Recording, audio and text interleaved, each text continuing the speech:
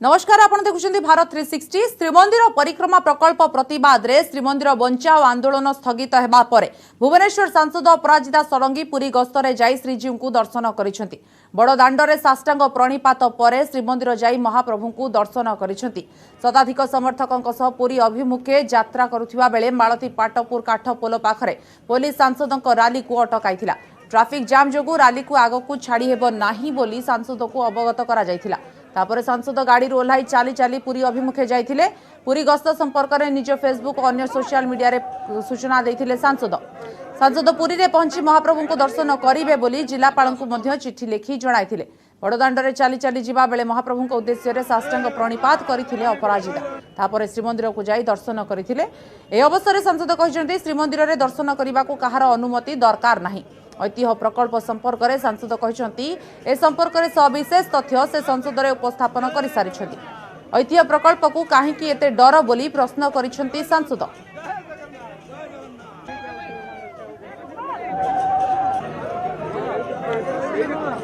कौन सी पदयात्रा अनुमति भी मंगा जाई नथिला, सेतिपाई अनुमति न देबार प्रश्न ही उठुना। राज्य सरकार निर्देश थिला, प्रशासनिक अधिकारी माने तांकर निर्देश पालन करुछंती। मते जेहेतु अवरोध कले मते रखिले मो कहली जे मो चाली की जीवी गाड़ी रे जीवी नहीं चाली की जीवी। तापरे कहा गला जे आपन को संगे केही जीवेनी। मो कहली ठीक अछि केही जीवेनी, आमे 2-3 जन केवल जाउछु। मो धन्यवाद देवी प्रशासनिक अधिकारी मानकु तार अनुमति मो पाइछि। एबडे सांसद अपराजिता पुरी गस्त ने बीजेडी सांसद मोना खां कहते पुरी गस्तरे जीवाई हेले प्रशासन जो नियम करिछि ताकू समस्ते मानिबा उचित। प्रभु श्री जगन्नाथଙ୍କ दर्शन करने काहाकू मना नाही, किंतु रैली पाई बारण अछि। लोक देखाणिया भावे रैली करिवार कोन आवश्यकता बोली प्रश्न करिसेंती सांसद। परिक्रमा प्रकल्प रे कोनोसी बेआईन कार्य करा जाय नाही बोली सांसद मोना खां कहिसेंती।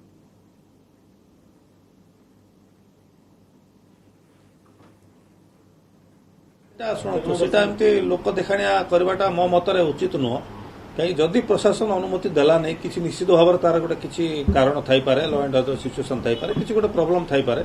सेतिबाई तो नियम कानून गोटे रखाई परमिशन नब, परमिशन नेला परे रैली करिवो कि जहाँ भी करिवो बोधे प्रशासन अनुमति देना माने निश्चित भाव में किसी गोटे असुविधा थी ताकू बुझा कथा। जड़े विधायक हो जड़े सांसद हो निजे बुझी विचार करवा। मुझे अनुभव करमती किसी बेआईन कारबार किसी है नहीं कि बेआईन खनन है नहीं, जहाँ नियम प्रकार ही होउथबो बेआईन कहीं कर।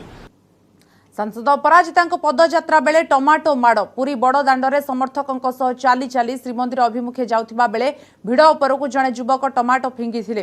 देखंतु ए युवक को चारिआड़ को चाहिबा परे पकेट रे रखिथिबा एक टमाटो बाहर करी पदयात्रा उपरकू फिंगुछंती। आ टमाटो फिंगिबा परे दौड़ी पळाउछंती युवक जनक। से युवक जने युव कांग्रेस रो जने कर्मकर्ता बोली कहा जाउछि।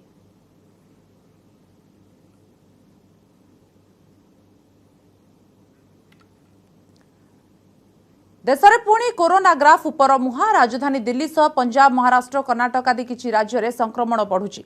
एहाको दृष्टि रखी किछि राज्य मास्क कटकणा को कड़ाकड़ी करिसेंती। दिनकु दिन संक्रमण वृद्धि पाउथिबारु एहाको दृष्टि रखी प्रधानमंत्री नरेंद्र मोदी आज सबु राज्यर मुख्यमंत्रीଙ୍କ सह कथा हेउछंती। वर्चुअल मोड रे विभिन्न राज्यर मुख्यमंत्रीଙ୍କ सह कोविड स्थिति समीक्षा करुछंती।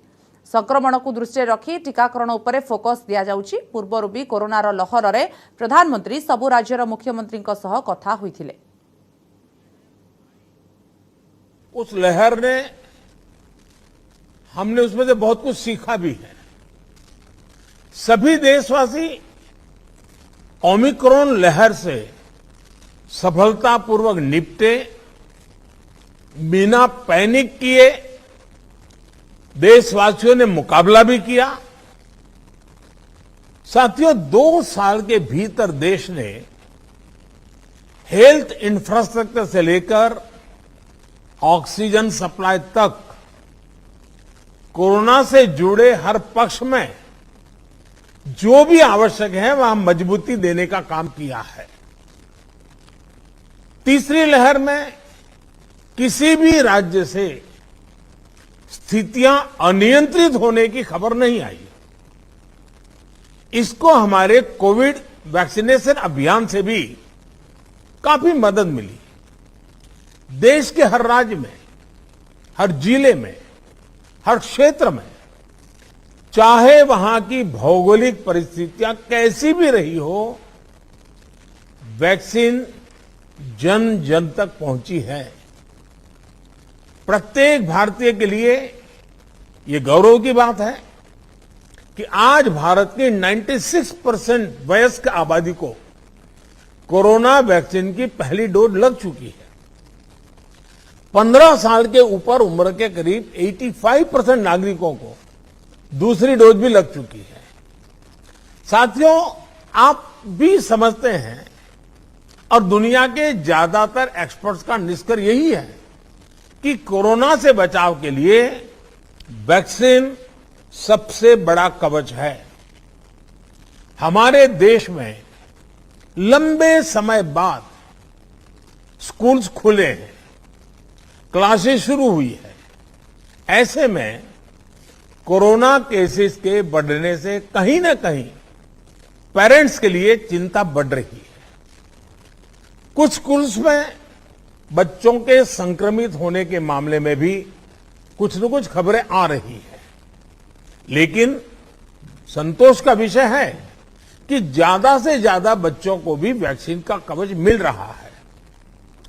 मार्च में हमने 12 से 14 साल के बच्चों के लिए वैक्सीनेशन शुरू कर दिया था। अभी कल ही 6 से 12 साल के बच्चों के लिए भी कोवैक्सीन टीका की परमिशन मिल गई है। सभी एलिजिबल बच्चों का जल्द से जल्द टीकाकरण यह हमारी प्राथमिकता है। इसके लिए पहले की तरह स्कूलों में विशेष अभियान भी चलाने की जरूरत होगी।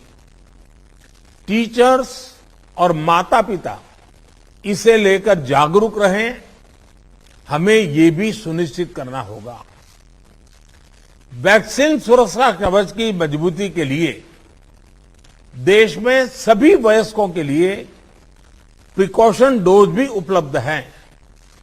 टीचर्स, पेरेंट्स और बाकी एलिजिबल लोग भी प्रिकॉशन डोज ले सकते हैं। इस तरह भी हमें उन्हें जागरूक करते रहना होगा। साथियों, तीसरी लहर के दौरान हमने हर दिन 3 लाख से ज्यादा केसेस देखे हैं। हमारे सभी राज्यों ने इन केसेस को हैंडल भी किया और बाकी सामाजिक आर्थिक गतिविधियों को भी गति दी।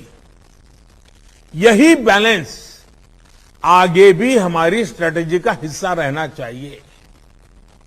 हमारे साइंटिस्ट और एक्सपर्ट्स नेशनल और ग्लोबल सिचुएशन को लगातार मॉनिटर कर रहे हैं। उनके सुझावों पर हमें प्रिएम्प्टिव, प्रोएक्टिव और कलेक्टिव अप्रोच के साथ काम करना होगा। इन्फेक्शंस को शुरुआत में ही रोकना हमारी प्राथमिकता पहले भी थी और अब भी यही रहनी चाहिए। आप सबने भी जिस बात का उल्लेख किया, टेस्ट, ट्रैक और ट्रीट की हमारी स्ट्रेटेजी को भी हमें उतने ही प्रभावी तौर पर लागू करना है। आज कोरोना की जो स्थिति है उसमें ये जरूरी है कि अस्पतालों में भर्ती मरीजों में जो हमारे गंभीर इन्फ्लुएंजा के केसेस हैं उनका 100% आरटी-पीसीआर टेस्ट हो। इसमें जो भी पॉजिटिव आते हैं उनका सैंपल जीनोम सीक्वेंसिंग के लिए जरूर भेजें। इससे हम वेरिएंट की समय समय पर पहचान कर पाएंगे।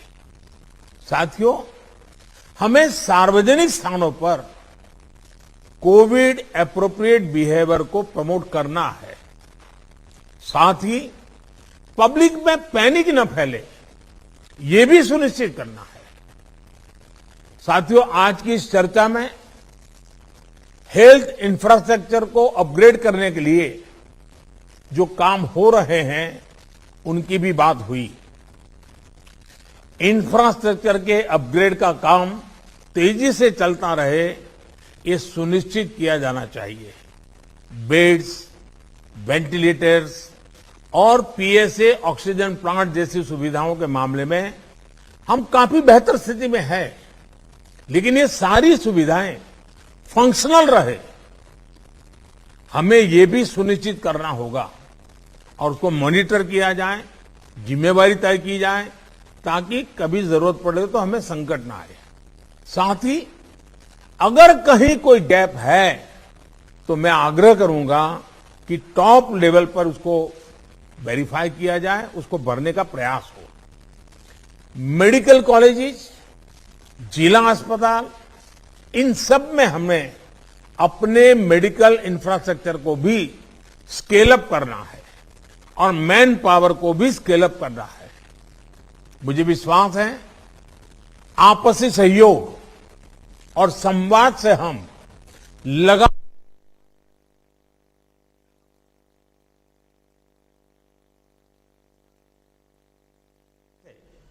कोरोना के खिलाफ लड़ाई लड़ते भी रहेंगे और रास्ते भी निकालते रहेंगे। साथियों, कोऑपरेटिव फेडरलिज्म की जिस भावना को संविधान में व्यक्त किया गया है, उस पर चलते हुए भारत ने कोरोना के खिलाफ मजबूती से ये लंबी लड़ाई लड़ी है। वैश्विक परिस्थितियों की वजह से, बाहरी कारकों की वजह से देश की आंतरिक परिस्थितियों पर जो प्रभाव होता है, केंद्र और राज्यों ने मिलकर उसका मुकाबला किया भी है और आगे भी करना ही होगा। केंद्र और राज्यों के साझा प्रयासों से ही आज देश में बड़े स्तर पर हेल्थ इंफ्रास्ट्रक्चर में सुधार हो पाया है। लेकिन साथियों, आज इस चर्चा में मैं एक और पक्ष का जिक्र करना चाहता हूं। आज की वैश्विक परिस्थितियों में भारत की अर्थव्यवस्था की मजबूती के लिए आर्थिक निर्णयों में केंद्र और राज्य सरकारों का तालमेल, उनके बीच सामंजस्य पहले से अधिक आवश्यक है। आप सभी इस बात से परिचित है कि जो युद्ध की परिस्थिति पैदा हुई है और जिस प्रकार से सप्लाई चेन प्रभावित हुई है, और ऐसे माहौल में दिनों दिन चुनौतियां बढ़ती जा रही हैं।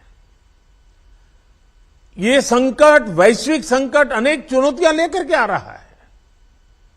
ऐसे संकट के समय में केंद्र और राज्यों के बीच तालमेल को, कोऑपरेटिव फेडरलिज्म की भावना को और बढ़ाना अनिवार्य हो गया है।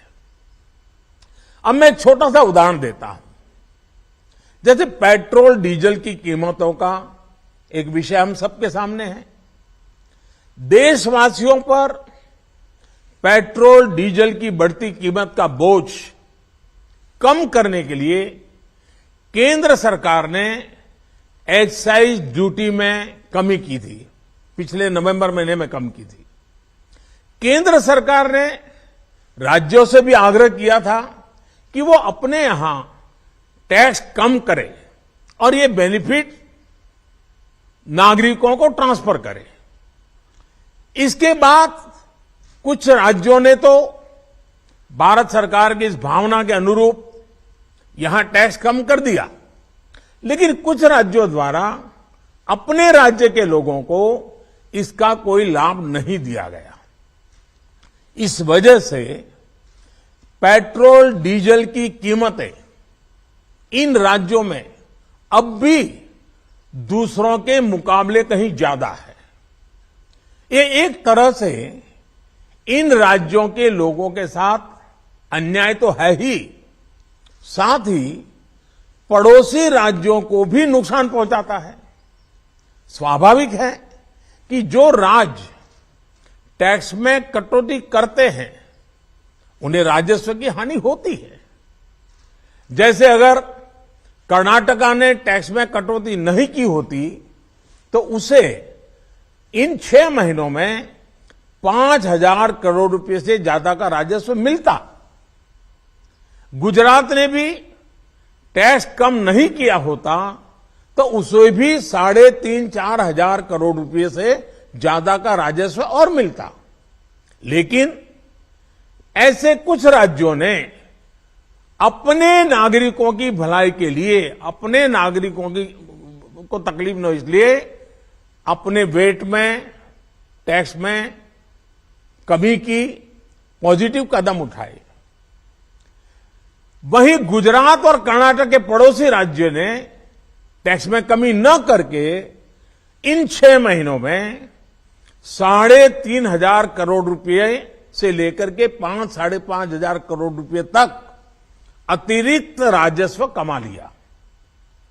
जैसा हम जानते हैं कि पिछले साल नवंबर महीने में वैट कम करने की बात की थी, सबको मैंने प्रार्थना की थी, लेकिन कई राज्य, मैं यहां किसी की आलोचना नहीं कर रहा हूं, मैं सिर्फ आपसे प्रार्थना कर रहा हूं, आपके राज्य के नागरिकों की भलाई के लिए प्रार्थना कर रहा हूं। अब जैसे उस समय 6 महीने पहले कुछ राज्यों ने बात को माना, कुछ राज्यों ने नहीं माना। अब कई राज्य जैसे महाराष्ट्र, पश्चिम बंगाल, तेलंगाना, आंध्र प्रदेश, तमिलनाडु, केरला, झारखंड, किसी न किसी कारण से उन्होंने इस बात को नहीं माना और उनके राज्य को, नागरिकों को बोझ कंटिन्यू रहा। मैं इस बात में नहीं जाऊंगा कि इस दौरान इन राज्यों ने कितना रेवेन्यू कमाया, लेकिन अब आपसे मेरी प्रार्थना है कि देश हित में आप पिछले नवंबर में जो करना था, 6 महीने डिले हो चुका है, अब भी आप अपने राज्य के नागरिकों को वैट कम करके इसका बेनिफिट पहुंचाइए। आप सब जानते हैं कि भारत सरकार के पास जो रेवेन्यू आता है उसका 42% तो राज्यों के ही पास चला जाता है।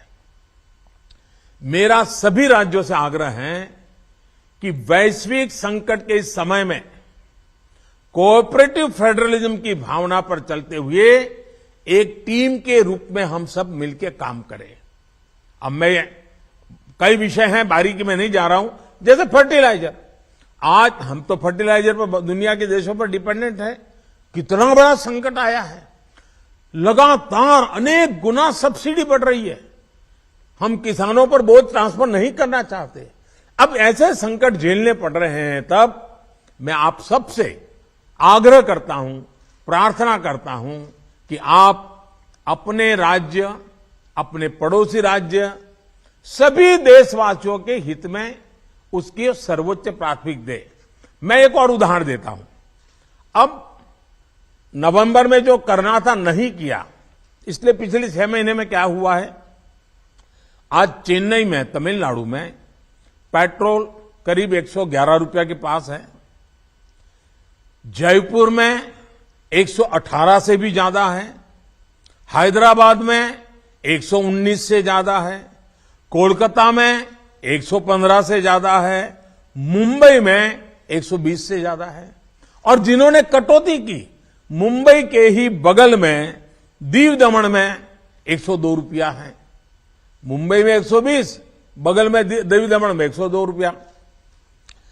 अब कोलकाता में 115, लखनऊ में 105, हैदराबाद में 120 करीब करीब, जम्मू में 106, जयपुर में 118, गुवाहाटी में 105, गुड़गांव में 105 है। देहरादून, छोटा राज्य हमारा उत्तराखंड, 103 रुपया है। मैं आपसे आग्रह करता हूं कि आप 6 महीने भले जो कुछ भी आपका रेवेन्यू बढ़ा आपके राज्य के काम आएगा, लेकिन अब पूरे देश में आप सहयोग कीजिए। ये मेरी आपको विशेष प्रार्थना है आज। साथियों, एक विषय और जिस पर भी मैं अपनी बात आज कहना चाहता हूं। देश में गर्मी तेजी से बढ़ रही है और समय से पहले बहुत गर्मी बढ़ रही है, और ऐसे समय में हम अलग अलग स्थानों पर आग की बढ़ती हुई घटनाएं भी देख रहे हैं। जंगलों में, महत्वपूर्ण इमारतों में, अस्पतालों में आग की कई घटनाएं बीते कुछ दिनों में हुई है। हम सबको याद है वो दिन कितने पीड़ादायक थे जब पिछले साल कई हॉस्पिटलों में आग लगी और वो बड़ी दर्दनाक स्थिति थी। बहुत मुश्किल समय था वो। अनेक लोगों को इन हादसों में अपनी जान गंवानी पड़ी थी।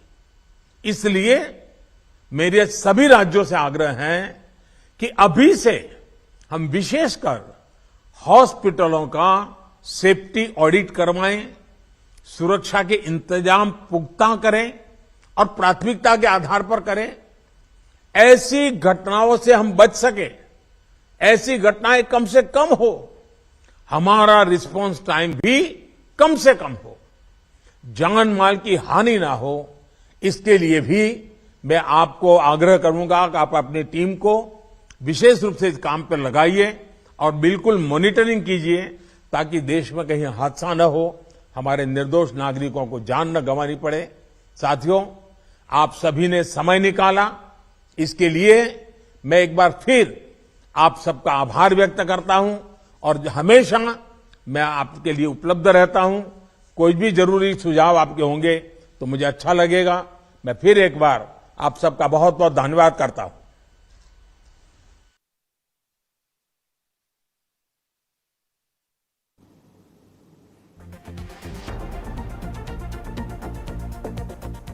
आपने शुणुले प्रधानमंत्री नरेंद्र मोदी विभिन्न राज्यर मुख्यमंत्री मान सहित आलोचना करिसेंती। कोविड स्थिति जेभली रही सहित टीकाकरण उपर प्राथमिकता देइछंती एवं जेभली भाव में विभिन्न राज्य में पेट्रोल दर डीजेल दर बढ़ी चली टिकस कमेवा परामर्श देइछंती। टिकस कमिब जदिओ सरकार राज्य गुड़िक क्षति सहिब किंतु लोक मानक पई टिकस कमेवा पड़िबो बोली प्रधानमंत्री निज वार्ता कहिसेंती। समय को ब्रेक पर देखिबा आउ किछि खबर।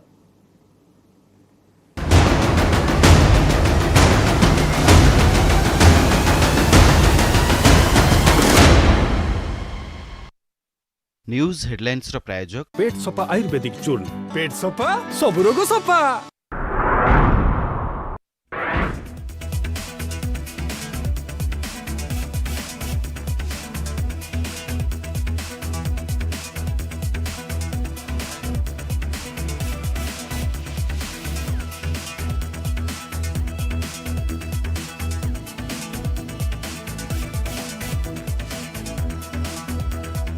न्यूज हेडलाइंस प्रायोजक पेट सफा आयुर्वेदिक चूर्ण, पेट सफा सब रोग सफा।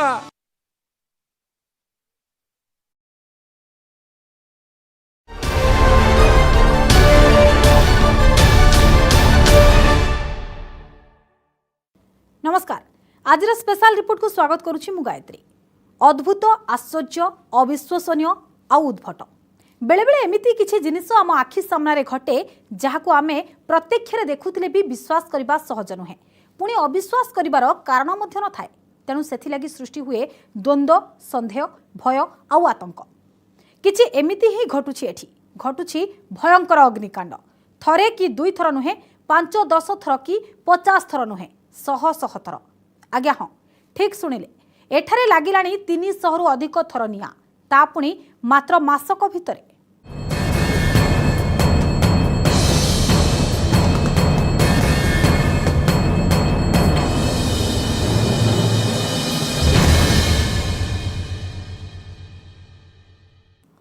भयंकर आश्चर्यजनक से निया, केतेबेले एठी तो आउ केतेबेले सेठी, घरे बाहरे सबु जिनिस रे लागुछि निया।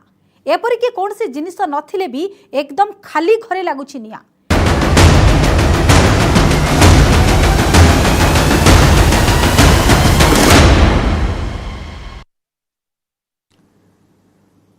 ब्रेक पर स्वागत। श्रीमंदिर परिक्रमा प्रकल्प नहीं विवाद और वितर्क लगी रही बेले सामना को आसी जातीय ऐतिह्य कर्तृपक्ष एनएमए एक गुरुत्वपूर्ण चिठी।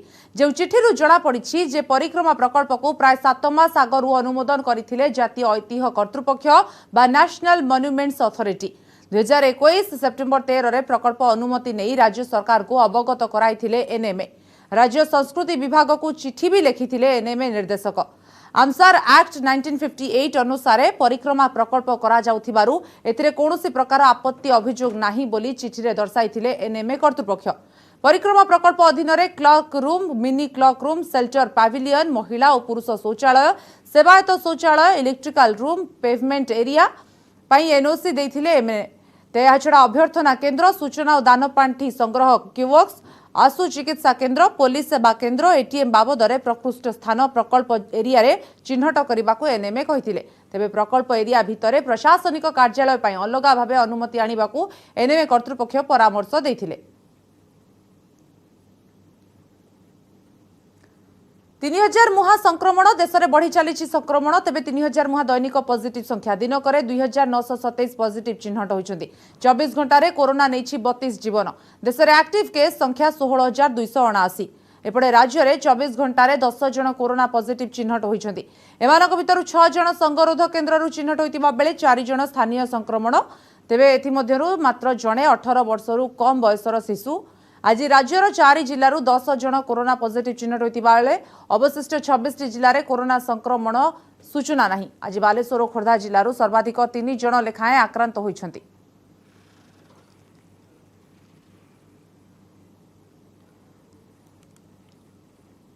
समय सरिछि बुलेटिन को एठ रखुछु। नमस्कार।